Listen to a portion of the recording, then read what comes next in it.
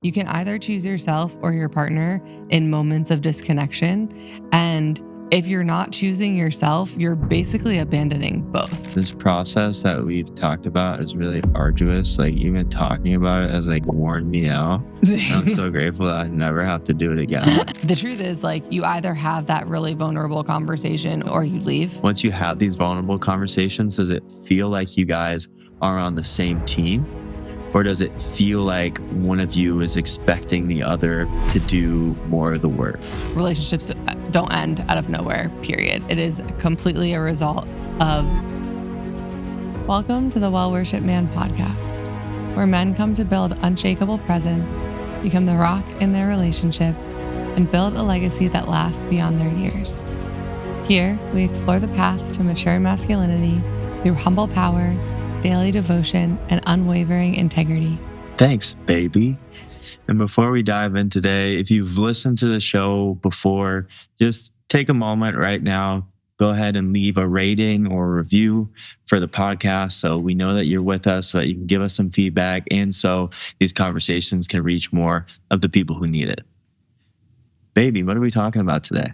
Today we are talking about whether you should stay or go, how to know in your discernment process. Yeah, it's such a painful place to be, wobbling between I want to stay and I want to work on this, and maybe it's not in the highest good and the best future for me to continue to stay, and maybe I do need to make the excruciating decision to leave. Yeah, I was thinking when we were starting this podcast, just as I was getting my thoughts together, first and foremost, just taking a moment to honor how challenging it is to be in that space.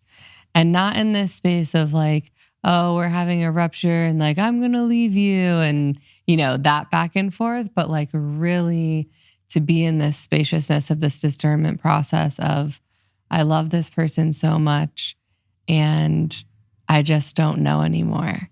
And really just wanting to take a moment to honor anyone in that place, to share with you guys that our hearts go out to you. I think we've both definitely been in that space before, and it's not easy, and there's a lot of emotions and there's a lot of thoughts. And if you're sharing with community, there's also lots of opinions, or maybe you're not and you're feeling really lonely, but just really wanting to take a moment to send some love to anyone who clicked on this episode because it's something that you're deeply in the midst of. Yeah. And for me, when I've been in this place, you're right. There's this feeling of, I love this person so much. And to me, it felt like to make the romantic relationship work, it was like I was moving mountains. It was like I was up against so much. We talk about this a lot, but there was so much that was swept underneath the rug. And for me, I had less emotional skills at that time. I was worse at communicating. But for me, the accumulation of all that debt, all those things that had been brushed under the rug, just felt like too much to remediate. It felt like it had reached that critical mass where no amount of work would have gotten us to the place that we would have both felt confident and clear moving forward with enthusiasm. So I'm curious what your experience has been when you've been in this place. Well, I want to comment on that first because there's a couple of different ways that people approach that. One is how you're saying, where you just really started to feel this critical mass of, oh man, there's just not much we can do at this point. There's just too much. And we're too far apart to really reach a place of understanding with one another. Then there's this other place where people hold on, which is probably more the place that I generally would have latched onto of there must be something. There must be something that we can do. If only we have this one conversation, or if only I'm a big problem solver. So the narrative in my head is I must be able to solve this problem. I can solve everyone's problems, including my own. Like, I must be able to solve this one. And then there's this third one that I've heard from clients of like, well, I just don't hold resentment. We talked about it and I was angry in the moment, but like it's past. But the truth is that it's not past because it's looping, and there is this energy of things getting swept under the rug. And maybe you're not feeling the intensity of that conversation anymore, but somewhere in your body, there is a holding on to the fact that in that moment when they made you so angry, they also made you feel alone. They also made you feel unprioritized. They also made you feel like, you're not in a partnership. And so as we have this conversation, there's going to be different ways that people are approaching these things. But for me, I definitely erred for a long time in most of my relationships of like, there must be something we can do. And in my experience, the danger with that is like, that only lasts so long. And then suddenly you reach this critical mass and there's like a reckoning of, oh, actually, there's nothing we can do. And that feels very like harrowing and also very jarring to the person sitting across from you sometimes, because it's like, oh, we've been working on this for so long. Like I thought we were mending things, but actually nothing was really being mended. And there's just like this sudden reckoning that, oh, wait, there's nothing we can do. And so, yeah, I feel like I was someone who maybe held on for too long in most of my relationships. Yeah. Like in my case, there's like the relationship is totaled. It's like the cost to repair the relationship is greater than just getting a new one. Like you total a car. And that decision, it was still hard for me, but it became very clear. And, it wasn't that the mountain of work couldn't have been repaired. It was that neither of us had the skills or was completely willing to do that work. So that's like an important criteria to look at is like, okay, do we actually have the skills, the tools, and the willingness to repair, to remediate everything that we've swept under the rug? And then in your case, you didn't use these words, but something that a lot of people find themselves in is this sunken cost fallacy of I've been with this person for so long, for years, and we've been through all of this stuff together already. We might as well just continue because that's preferable to me starting over, right? And I think that's an important thing to check too, is this fear of starting over. Are you staying because you're afraid of starting over? Because you're afraid of opening yourself up again, of being vulnerable, of exposing yourself emotionally, all of those things that need to happen relatively early on in a relationship for intimacy to be established? Are you doubtful of your ability to do that? And you are, choosing a familiar hell over an unfamiliar and in unpromised heaven. So that's a really important thing to check on as well.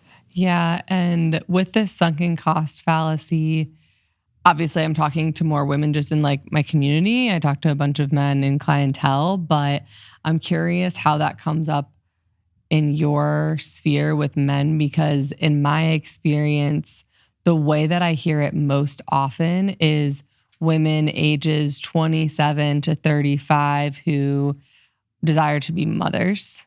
And there is, I have my own opinions on this, but collectively as a culture, there are timelines, physiological, biological timelines of like, there actually is some sort of pressure and scientific evidence that you need to be having babies by this age to have like optimal fertility and healthy babies and these things. And while my path has led me more to the route of like, there's actually a lot we can do to optimize our internal environment. And I trust spirit to like allow me to have babies when I'm meant to.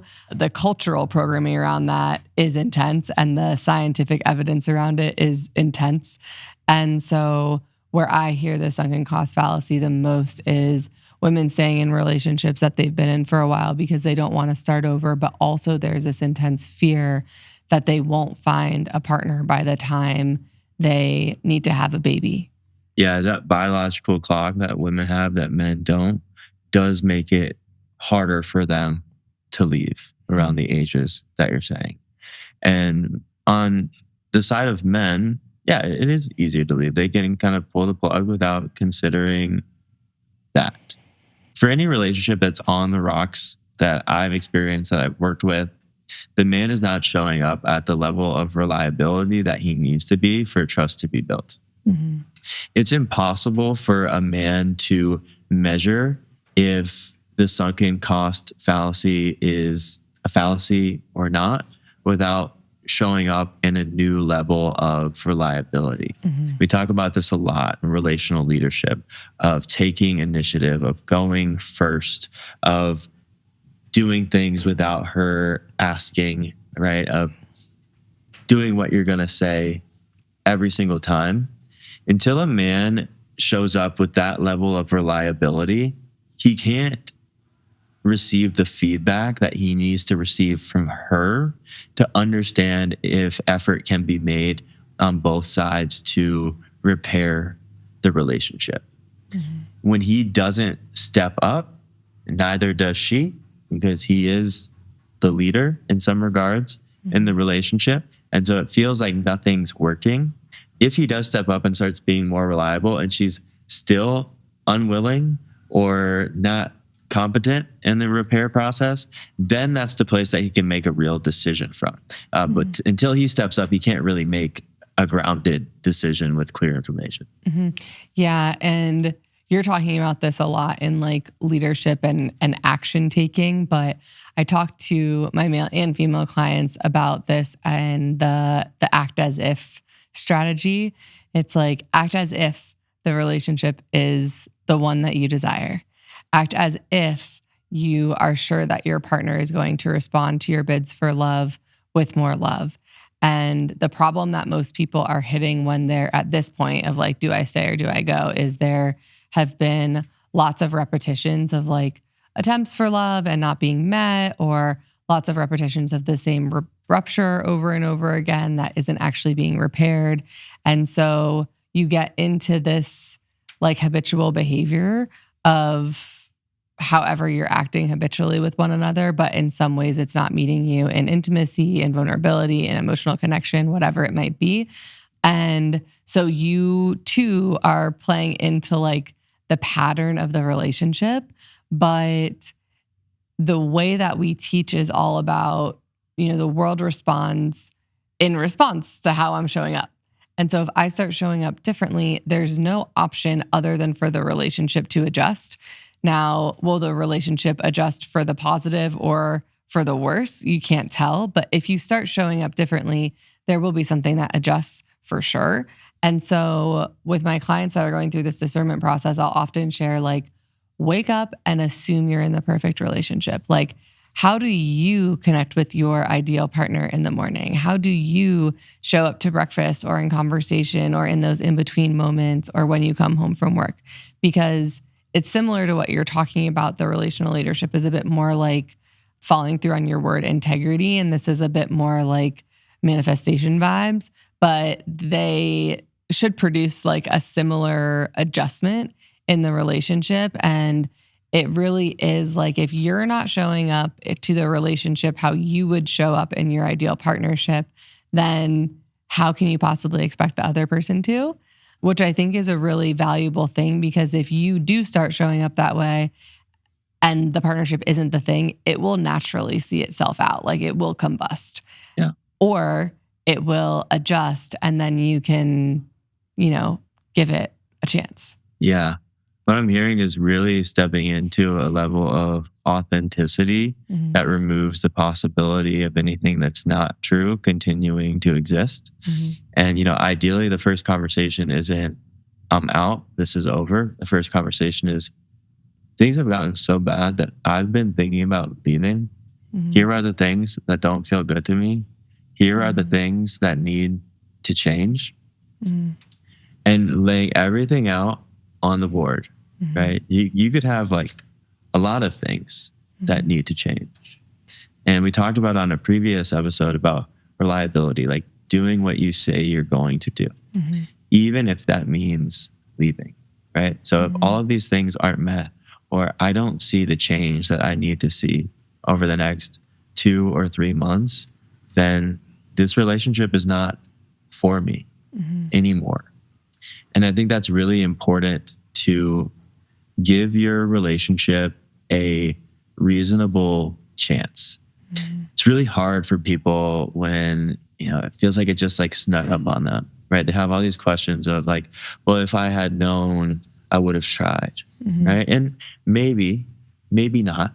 But as a leader in the relationship, the call is not to just pull the escape hatch.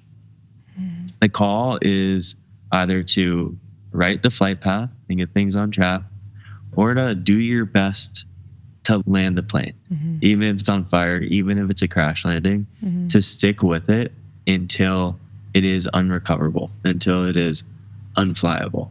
Yeah. And this conversation that you're talking about is so important. It's like, someone cannot possibly show up for you if they don't know that they need to show up for you that way. And we talk about this all the time. This comes up in relational things so often, where it's like, well, I just don't want to have to say that this is what I want, because then it feels like they're just doing it because I said. So what? Like, people have got to get over that. And also, like, if I'm not clear about my needs, the fear is that if I am clear about my needs, you will tell me I'm too much, or you'll leave, or whatever. But it's like, the relationship is already potentially done anyways. So the risk of being honest about everything that's on the table is only giving the other person the opportunity to show up or not. Like, they can totally come to that conversation and say, wow, I really like appreciate everything you're saying, and that isn't the direction that I want to go in. And then it's done. Then you have clarity. Then you don't have to be spinning your wheels anymore. But what's most likely to happen, because there's love there, is for the person to say, oh my gosh, thanks for letting me know. Like, let's work on this. But they don't have the opportunity to say that if you're not completely honest with it. And vulnerability is scary. Like, love is a risk. You do not have a guarantee that someone is going to show up for you when you show them your heart.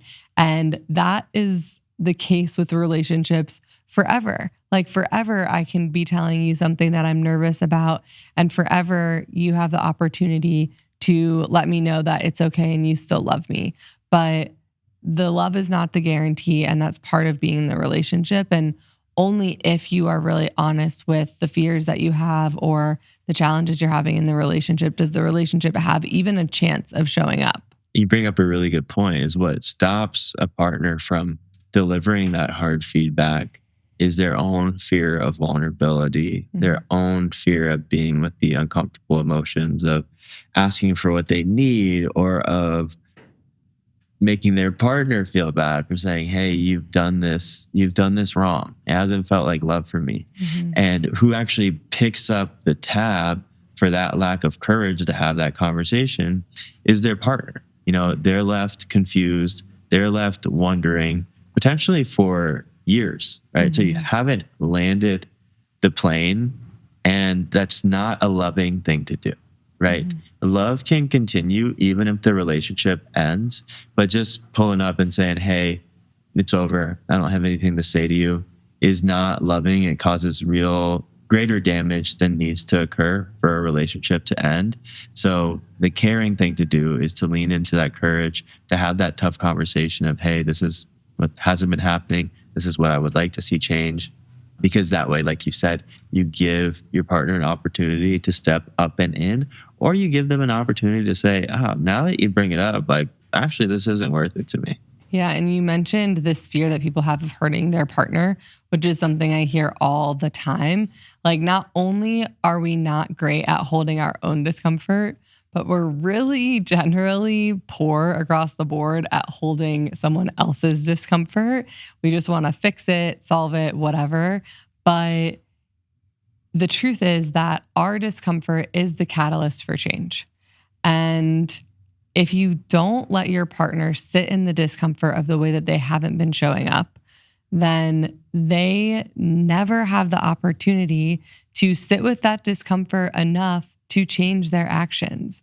And every time you decide not to say something because you want to mitigate the discomfort that you're going to put someone else in, you're stealing that opportunity from growth for them, but you're also choosing to care for them over yourself. It's like this imagery that comes through for me is you can either choose yourself or your partner in moments of disconnection. And if you're not choosing yourself, you're basically abandoning both. And so offering that opportunity for discomfort and being able to say, this is probably going to hurt, but ultimately it's for the best of both of us is so essential.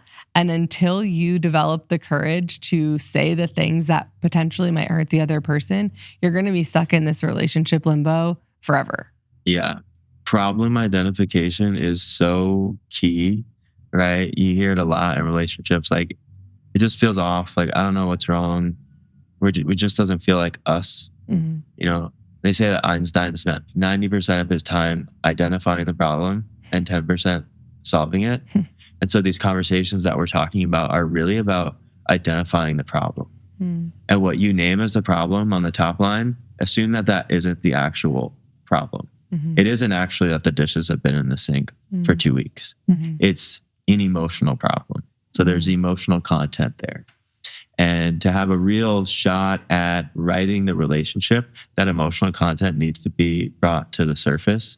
People need to own their parts in it, take responsibility and accountability, and make a real plan for change, right? And if none of that's happening, right, if attempt after attempt, you can't bring the emotional content to the surface. You can't figure it out. You can't guide your partner to offer that emotional content to you.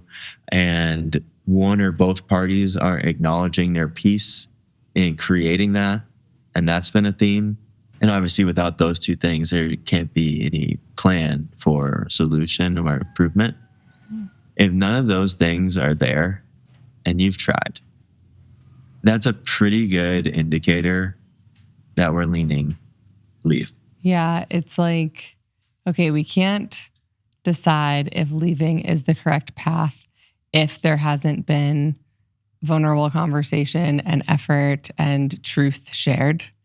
But once there is vulnerable conversation and effort to change and truth shared, then depending on how the relationship reorchestrates, if it's for the better, that's great. But if it's not, then there is this discernment process of, okay, maybe we are walking down the path of disconnection. And that's not easy to talk about either. And really understanding that, you know, we go through a grieving process of the relationship itself, but it's also a life lost. It's like people future cast all the time.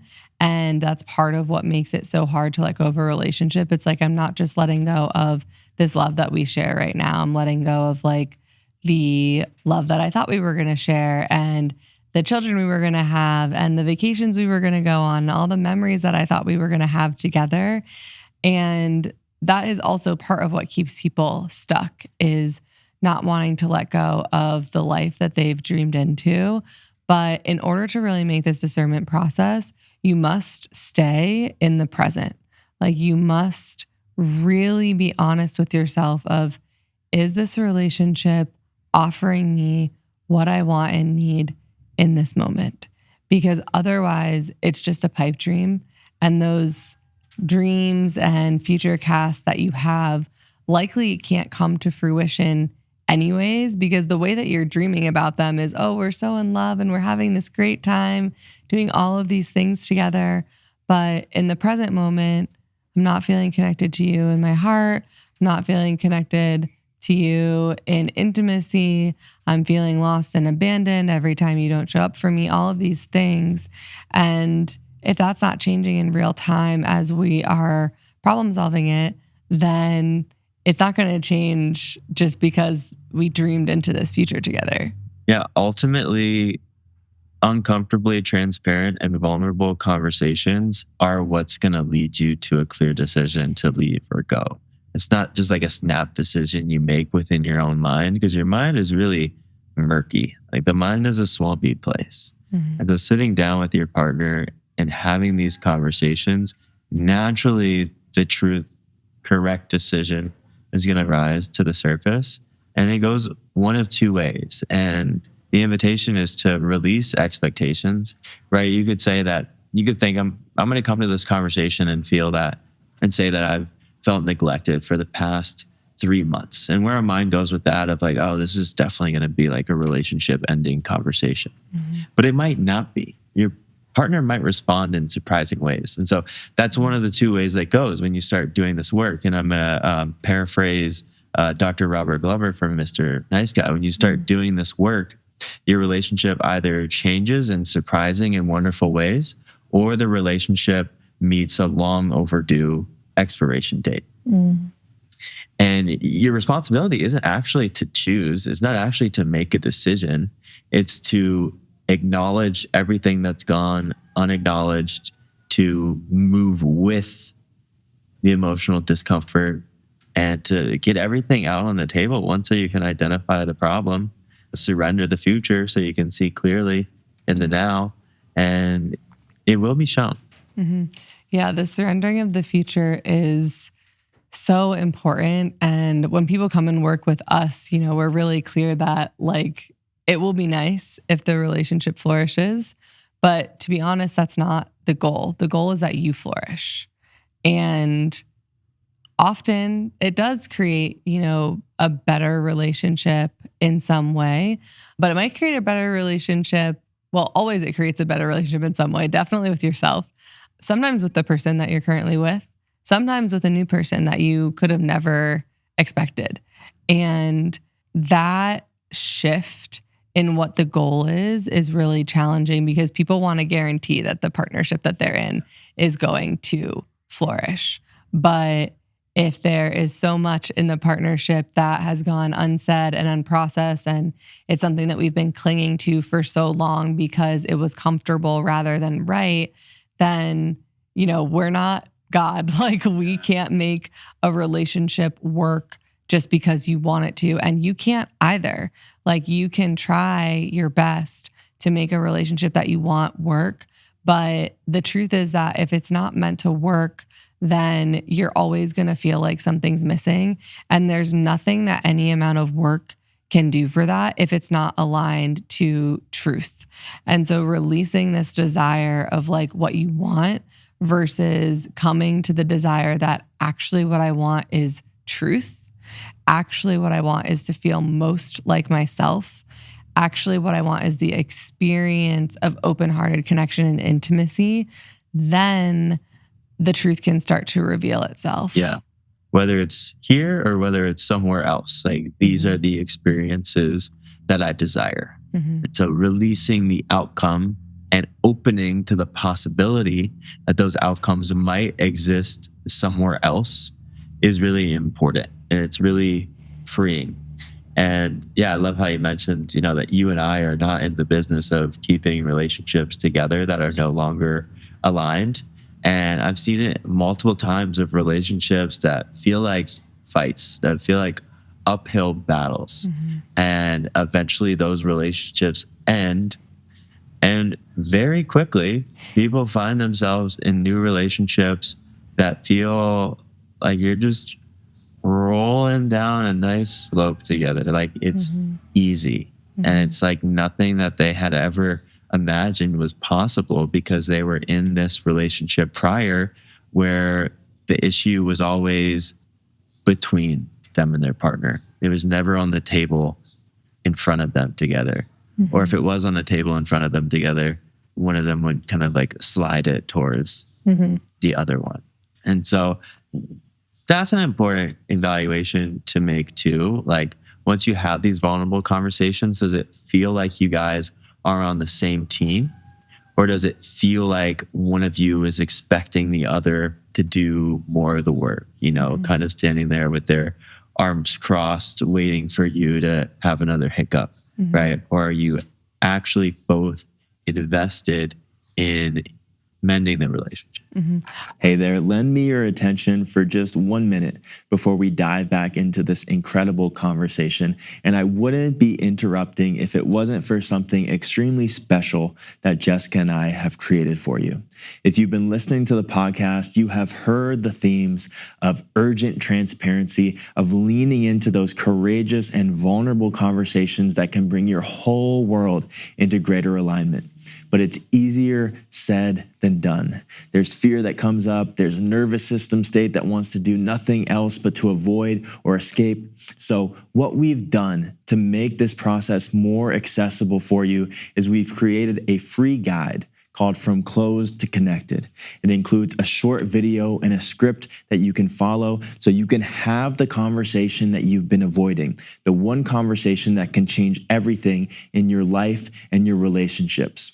That free resource, the guide, is linked below in the show notes, so make sure you grab that. Have that conversation within 24 hours and watch everything in your life reorient around greater truth. Let us know how it went, how it changed things, what was challenging. And for now, back to the show. I will say, in some senses, at least in the initial phase of starting to do the work, it doesn't matter. It's like this is often a barrier that people have when they start doing the work. It's like, well, I don't want to do all the work. Like, she needs to do stuff first. And it's like, actually, your life will reorient if the only thing that happens is that you do the work. Of course, the relationship is most likely to be most successful if both people are like completely invested. But also, this is an opportunity for like you to show up fully and have the hard conversations and go first and like do all of this personal inner work that contributed to that finds the blocks that were contributing to why your relationship wasn't going well for you. And then, like we've been saying, the relationship will reorient. So like either your partner will see the fruits that your work bears and they will get on board, or they won't. And you will realize that like actually you want a partner who's in it with you. So I offer that not be a block for anyone. Like, don't just not do the work because your partner's not doing the work. Do it because you want an optimal relationship, and do it because you want to feel more like yourself. And then life will reorient. But in that process, one of the things that ideally is happening as you do this work is you come to understand your own inner guidance better. And so this discernment process of should I stay or should I go, even though the relationship is orienting around you and the decision will kind of like unfold naturally, your own discernment process of should I stay or should I go will also get stronger. Like, you will be able to feel more of those moments in life in general, but certainly in the relationship that feel like a yes. And you'll be able to feel more of those moments in life in general, but certainly in the relationship that feel like a no, because a lot of what gets people to this place of not knowing if they should stay or go is continuously masking those moments over and over that don't feel good. But it's like really being honest with yourself of like, ooh, that didn't feel good. Oh, that didn't feel good. Oh my gosh, again, I'm feeling left behind. Oh my gosh, again, I'm feeling misunderstood. And really being honest with yourself of like how often you feel that way in a relationship is so key, because something that happens in this process of discernment, we talk about like initiations and the doors that open, but it's like relationships go through phases that are harder.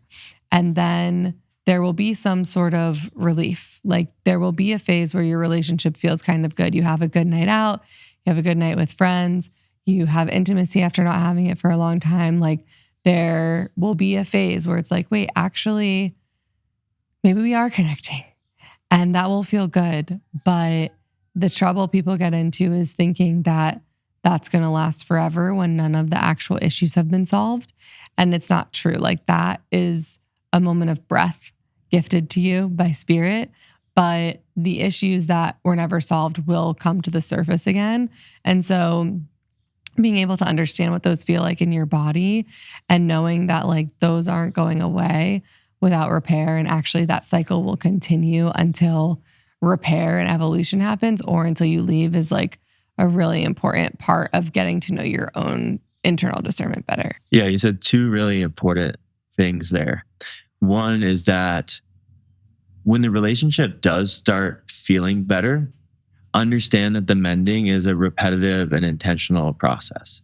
It's like you can taste that goodness and enjoy the connecting moments you just had, but know like that the work is not over. That's like positive reinforcement that what you do has been working, and to continue it, right? The danger there is, oh, everything's good, I'm just going to go back. The truth is that you can't actually go back to the former relationship. If this mending process works, you've actually got to kiss that one goodbye because it wasn't working and build a new one. And it can be like a great practice to have like a ceremony once you get to a certain point to honor and acknowledge the past relationship and really move on. And the other thing that you mentioned that's really important that I agree with is when the mending process happens, initially there will be an effort imbalance. So you mentioned a few examples. One person feels left behind or misunderstood consistently throughout the relationship. The other person is going to have to put in more effort. And it's really important that they do, because when they do, they build up this kind of relational capital. And once they have that, they can start doing things like setting boundaries and asking for what they need. You kind of have to earn the right to do those things. For a man who hasn't been showing up for his woman at all to say, hey, I didn't really like the way that you spoke to me. Could you say that differently? She's going to push back hard on that. So it's like, why would I speak to you differently? You haven't been showing up for me in any of the ways that I need, right? So this is kind of difficult to talk about because it's almost like there is an element of scoreboarding. And that's one of the reasons why this relationship has got to where it has been, is you've been keeping track of who's showing up and who's not. But the person who hasn't been like really needs to start showing up until the need for a scoreboard becomes unnecessary. Yeah, it's like part of the pattern is that a scoreboard exists, but someone needs to throw it away. Right. Like someone needs to just be like, you know what? It's good. I'm just going to show up every day as if this is my ideal partnership, no matter what, and not care. And, you know, in like Dharma work, it's all about service. You know, there's even some money books that are like, it's all about giving. Like you think it's about getting money, but it's all about giving. And it's like the scoreboard gets thrown away because you stop worrying about what you're getting and you start being like, how can I serve? How can I show up to this relationship better? How can I show up to this relationship better? Okay, how can I show up to it even better? And it's through that like endless amount of love that things start to shift. And this is challenging because people confuse the endless amount of giving love with like people pleasing and self-sacrifice, but they're really not the same. Like in self-sacrifice and people pleasing, there is a covert story in the background of if I give this, then this person will stay. But that's not what I'm talking about. In the giving that's like abundant and truly just about giving of love, there is no concern of what you're going to get on the back end. It's purely about like, how can I be of service? How can I give most? And in this process of giving, I learn more about like the relationship that I like. The other person learns more about what it's like to actually be in a relationship that is full of love instead of full of like covert manipulation in the back end.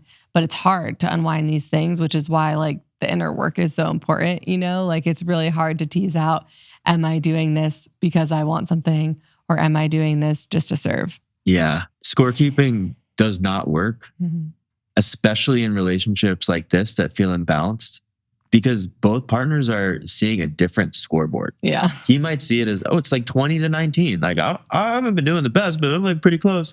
And she might see it as like 20-1, you know, because the acts of service, the words of affirmation that he's valuing, she's actually not, right? And so there are these stealth assumptions underneath that must be named, right? And that might be, you know, this thing, when I get her flowers, that's really important to her. And it's like, it changes a lot. And she's like, actually, that doesn't really mean that much to me, right? And so bringing these stealth assumptions to the surface of how you are assuming it feels like care for her or feels like care for you and what actually feels like care is really important. And then there's also, you talked about like these covert things operating underneath the surface, especially for people pleasing behavior. There's also these like stealth expectations of, oh, when I got her flowers, I was expecting that we were going to have sex, and then it didn't happen. It's like nothing's been communicated. There's so much that's being taken for granted underneath the surface in a relationship where there hasn't been connection, and that's not going to change anything. Which is what brings us back to that conversation we were initially talking about. It's like that initial conversation of like being so clear and vulnerable about like what you're expecting, where the miss is, what it's making you feel like when the other person misses, everything being on the table. And when there hasn't been those conversations, it's really hard to have that first one. But honestly, without those conversations, there's no chance of the relationship to repair. And so the truth is, like, you either have that really vulnerable conversation or you just assign yourself to being in a relationship that isn't satisfying, or you leave. And so if you really want to go through the discernment process, you have the conversation, you give everything a fighting chance, and then you either get to choose to stay or to leave. And so we've been talking about all of these ways of like, okay, how do we approach a relationship in a new way so that we can give it a chance of staying? But what happens when you get to the point where you're like, actually, I think this is complete? Like, how do we start having that conversation or do the hard thing when, it really does feel like we've put in all the effort we can? And truly, like, this is kind of a genuine question on my end, because when I was ending relationships before you, it's like, I don't feel like I really had the skills to try in the way that we're suggesting. It's like I tried as best I could for every relationship I ever had, but the repairs that I was seeking, or the bids for love that I was desiring, or the clarity that I was offering simply like wasn't clear enough, I guess, for the partnerships that I had. And so the phases of effort that I was experiencing were these like, okay, there's effort and then it falls away. Okay, there's effort and then it falls away. And, eventually for all of those relationships, that got me to the place of like, okay, this effort can't last, so I'm complete. But I don't feel like I've ever really been in a relationship where it was like, okay, we're really going to come together in this way to make this effort for a period of time and then decide together like if it's working or not. I think that loop is really important to recognize. Is there's conflict, then there's a panic, oh no, this person's going to leave. Then there's effort put in. That effort wanes when things get back to normal, and then trust is broken again. And that process repeats over and over again. And then when it repeats enough, you get to a place where it's like, this isn't working. And that knowing is known in stillness.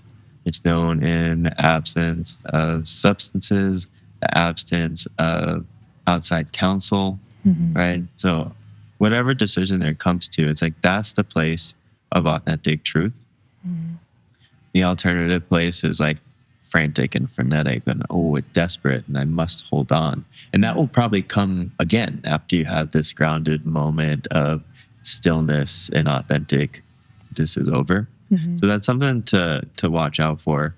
I think that you asked me a question. I'm not exactly sure what it was. I did, but now that you're saying this, I want to say something else first. Is over and over again, what I've seen and experienced in partnerships is like someone bringing something to the table and basically the other person not realizing how serious it is. And so there are so many stories of people saying like, oh, this breakup just came out of nowhere. But 99% of breakups don't come out of nowhere. Like, the truth is that the bid for connection has happened multiple times, whether it occurred in, an optimally conscious conversation like we're talking about or not. The bid for connection happened multiple times. The expression for the way that the person wasn't feeling met happened multiple times, and it wasn't taken seriously. And so a pillar of partnership is whether you think it's important or not, if your partner is stating it, it is important. And it must be the most important thing to you to write if the relationship is actually important. If the relationship isn't important, then don't do anything with it. But if the relationship is truly important, then you will take that bid for connection and that offering of here's how I'm not being met as the new priority in your life. Because otherwise you will experience a breakup that apparently comes out of nowhere. But for the other person, it's not coming out of nowhere. They've talked to you about it many, many times. And that is like probably the most common thing that's talked about when someone is grieving a partnership is, I'm so confused. This came out of nowhere. But the reality is that it didn't come out of nowhere. Yeah, and it's not a result of ill intent. It's just a result of negligence. And you're exactly right. If your relationship is the most important relationship to you after God and after self, then everything that she's bringing up or he's bringing up is a big deal. It's like the most important thing to you. And so, yeah, relationships, blindside breakups don't happen overnight.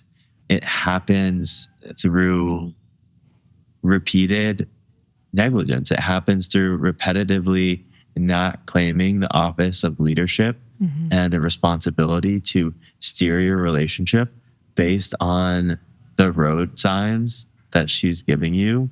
It's like if you don't follow the map, very quickly you're going to wind up in a place that you're not trying to go.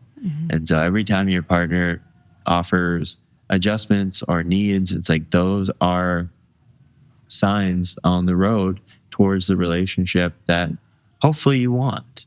And if you don't want, it's important to be transparent about, hey, I'm actually not willing to do these things and you deserve more and it's not me. Yeah. And it's like the practice is really simple. You know, it's like we say similar things on this podcast often, but it's because life is much more simple than humans want to think it is. It's like, if you don't have a personal practice, if you don't have community, if you don't have support, this process of working on what's being brought to you will not work. It's like you can't have a conversation where someone says this is important to me and then just be like, okay, like I'll do better next time. You won't. If it's not an intentional process of figuring out why you showed up in that way, what the wound is that causes you to act in this way, and how to shift it, you won't show up better next time. There can't be a plan of action if you don't understand the subconscious reason that it's occurring.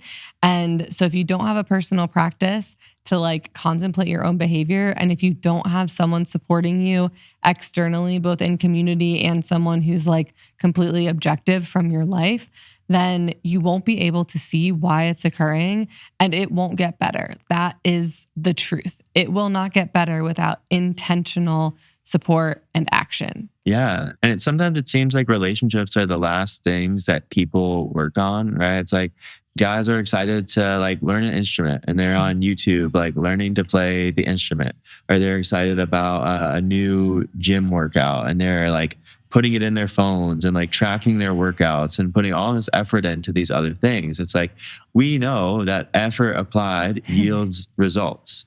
And you can work on a relationship in the same way. I think sometimes it feels abstract to guys who haven't done the work, but it's really not. If you listen to this podcast consistently, it's very simple.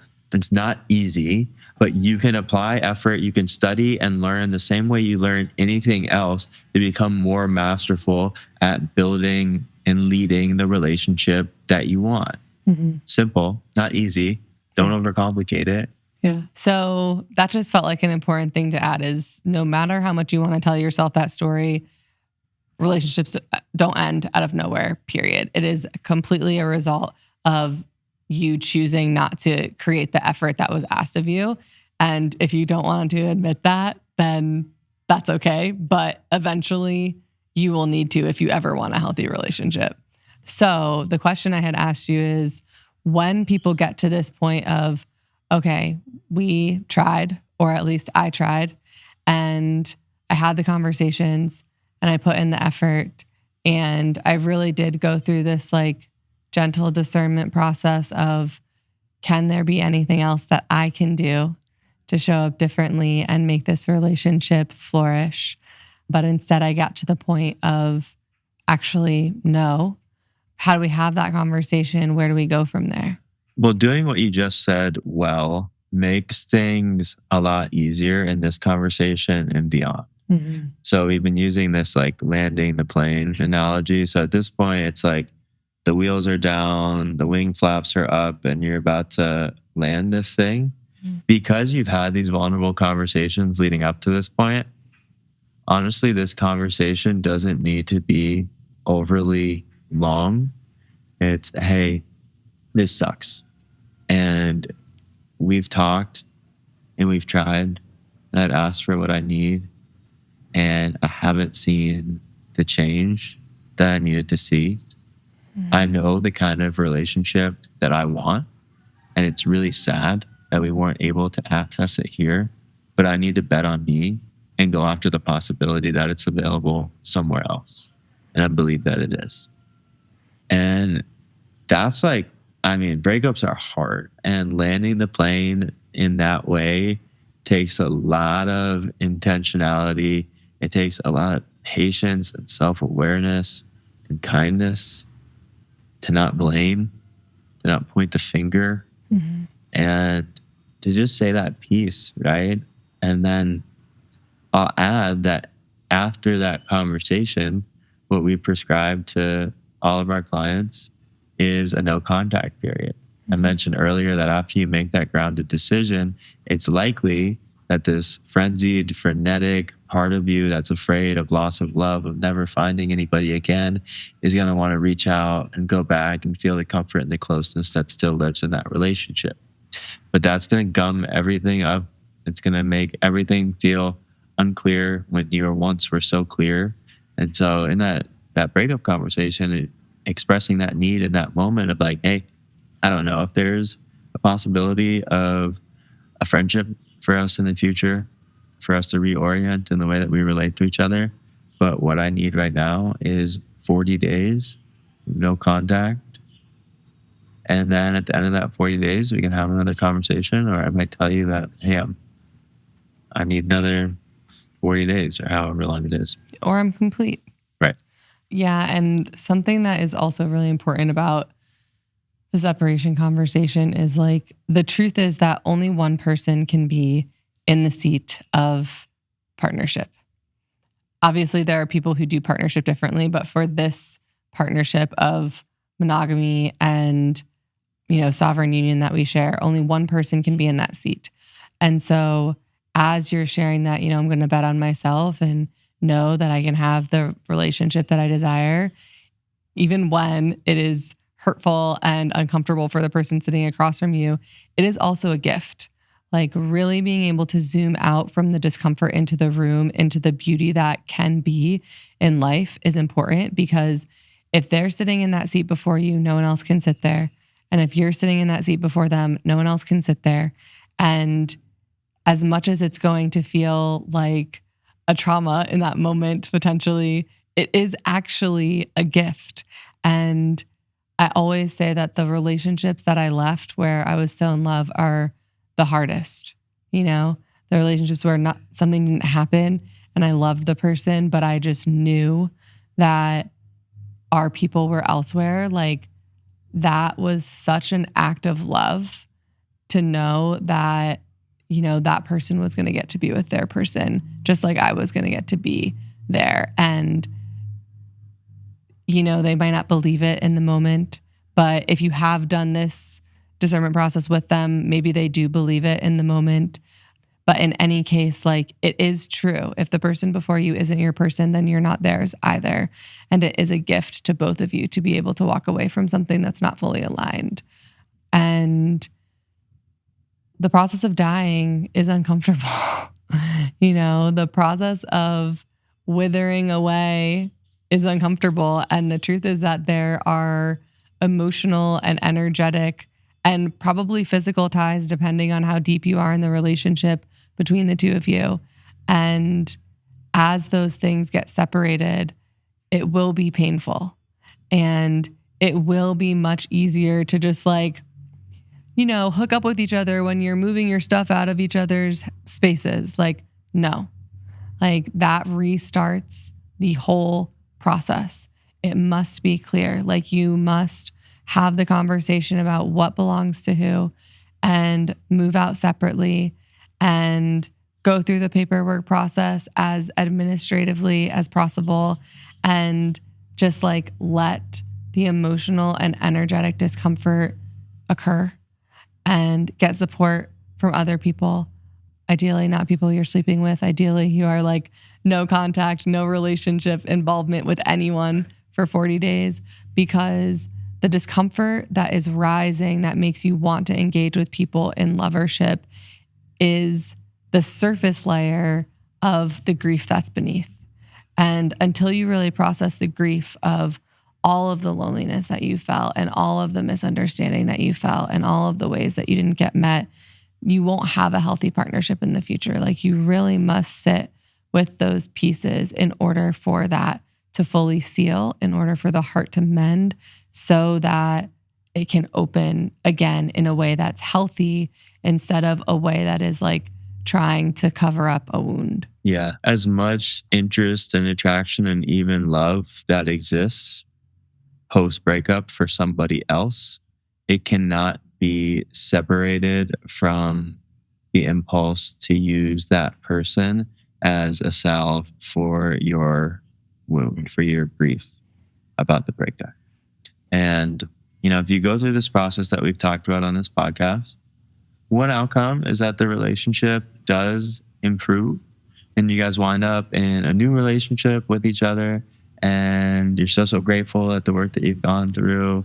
And the other side is that the relationship ends.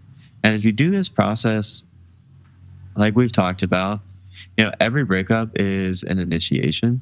And what I mean by that is a powerful opportunity for growth and for personal change. And you can choose that initiation when the breakup happens. You can choose it 3 months later. You can choose it 5 years later. You can choose it never. But if you've approached it in this really mindful and intentional way, both of you are really primed to step into that initiation immediately and not spend more time in pain than is necessary. There will be pain and it will arrive at surprising intervals, but it really sets both of you up for a much brighter and better future. Mm-hmm. I was just thinking, we had I don't know exactly what it's called, but basically our breakup podcast. And the comments that we got on that podcast are, well, sometimes you can work things out. And this conversation shows like, yes, sometimes you can work things out. But I want to highlight that the place that people get stuck is continuously telling that story. But just this one conversation made me feel better. And I keep sharing how I'm feeling, and they keep promising, and they keep promising, or I keep promising, but I'm promising things that just feel like too much. And I feel like the greatest act of love someone might be able to do for someone else in some cases is say, I hear you keep asking for this, and I can't give you what you need. Right. Instead of making the other person tell you, you can't give me what you need, which sometimes you will have to do, being able to say, I just can't do it. Like, this is, you're not too much, but what you're asking of me, I don't have the ability to do, is so important. And so the true discernment of like when to stay or when to go comes from this place of being truly honest with yourself of like, am I holding on to something that's dead? Yeah. Saying that, I can't give you what you need is like one of the most compassionate things that you can say, instead of giving just enough that it allows the other person to convince themselves that you can give them what they need. Mm-hmm. Breadcrumbing, as they call it. Yeah. Yeah. So if you're going through this process, we really feel for you. And, we've given the outline of like how to do it optimally and consciously. And also, I want to honor that sometimes that can't happen. Sometimes we're not in a place where we can create any more spaciousness. sometimes we're in a place where that knowing just comes through. And however the knowing comes through that it's time to go, if that is the place of your relationship, like the longer you postpone that, the harder it is. And with relationships and partnerships specifically, it's like you're going to move in together, you're going to get a dog together, you're going to get engaged, get married, have kids. And it's like every subsequent step makes it even harder to leave, but no subsequent step is going to turn a no into a yes. And it really is this act of courage and compassion to be able to say, no matter how far you are in the journey, like, this isn't for me anymore, because the unwinding, even if you are already married and have kids, like, there's decades of your life left. And you can either live those decades of life wondering if the puzzle piece is ever going to fit again, or accepting that it doesn't fit any longer. And it will always be a gift when you are the person who says no to something that's a no. Yeah, this process that we've talked about is really arduous. Like, even talking about it has like worn me out. I'm so grateful that I never have to do it again. Like, it makes me sick to my stomach. Like, it's a really, really hard thing to do. And, avoidance is a strategy. You could like not do the stuff and avoid. And that's going to give you some short-term relief, but avoidance will never take away your fear. Like, avoidance will never take away the truth that's itching inside of you. Yeah. And really just like lean in, and you're not going to do it right every step of the way. I just read a quote from Richard Rohr that, we grow much more spiritually from doing things wrong than doing things right. That you're going to stumble and trip over this process, and it's going to be ugly some of the way, but I guarantee that you're going to learn so much about yourself and what you're worth, and realistically the kind of relationship that is available to you and to all of us. Yeah. So, homework: if you are not in this phase, send this podcast to someone who is. And if you are in this phase, have a conversation, whether that is based on all of the ways that you haven't been being met, or if you've already been trying and you have this knowing that it's complete, like, really take some time, maybe like 20 minutes in the morning, to free write everything that's on your mind, and then be courageous enough and loving enough to yourself and the person across from you to have the conversation.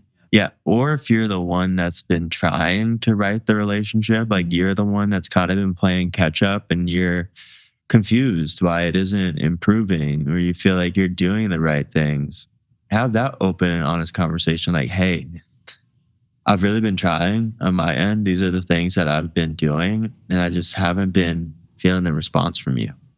And that can go one of two ways. Either, yeah, I'm just not responsive because I'm checked out and this is done.